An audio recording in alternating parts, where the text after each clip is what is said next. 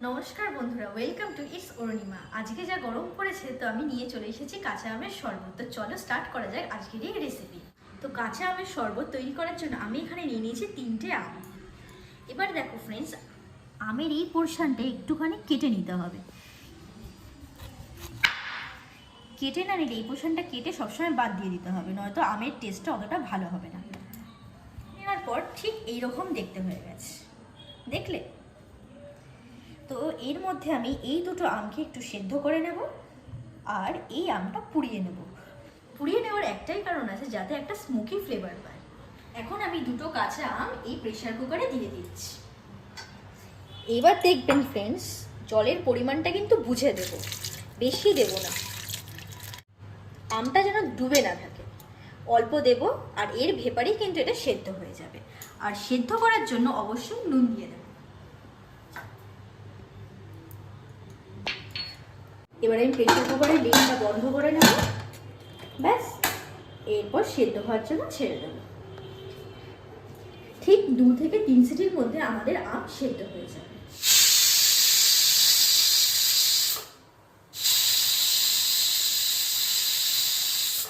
আমাদের আমগুলো সেদ্ধ হয়ে গেছে, চলুন দেখিনি কি অবস্থায় আছে।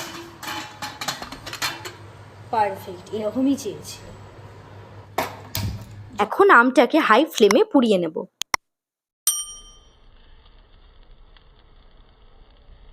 পোড়া আমটা থেকে একটা খুব সুন্দর গন্ধ আসছে।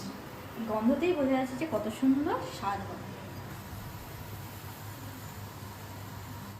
আমাদের আমটা পোড়ানো কমপ্লিট হয়ে গেছে। এবার আমি গ্যাসের ফ্লেমটাকে অফ করে নেব।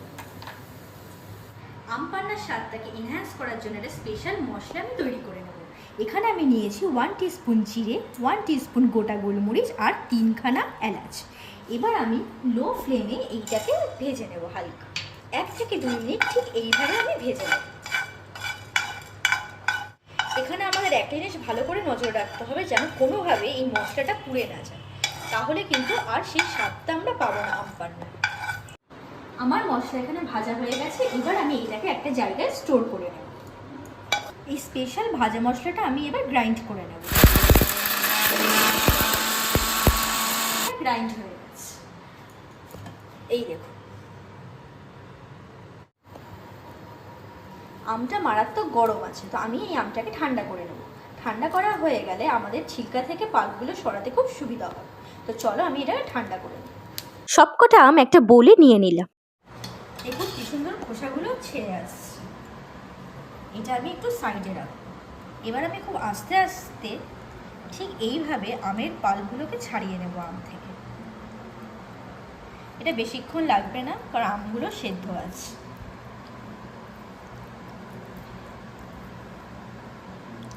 এইভাবে ছাড়াতে থাকবেন যতক্ষণে সাদা পার্টটা দেখা যায়।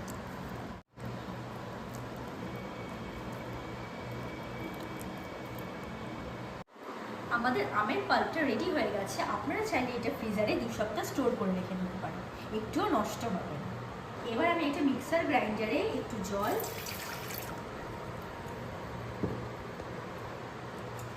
আমের এই পাল্পটা খানিকটা মতো দিয়ে আমাদের ভেজে রাখা স্পেশাল মশলা আর 2 টেবিল স্পুন গোলমরিচ, 4 টেবিল স্পুন গুঁড়ো চিনি। সব শেষে একটা রিফ্রেশিং টেস্ট আনার জন্য পুদিনা পাতা দিয়ে দেবো।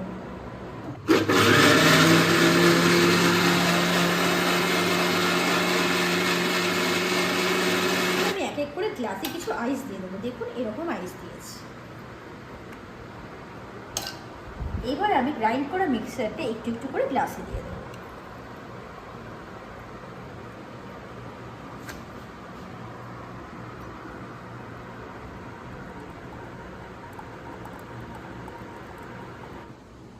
আমাদের রেডি কাঁচা আম পান্না।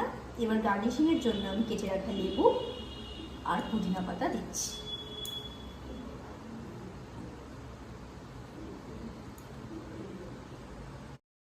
ভিডিওটা কেমন লাগলো অবশ্যই কমেন্ট করে জানিও। যদি ভালো লেগে থাকে লাইক ও শেয়ার করার অনুরোধ রইল।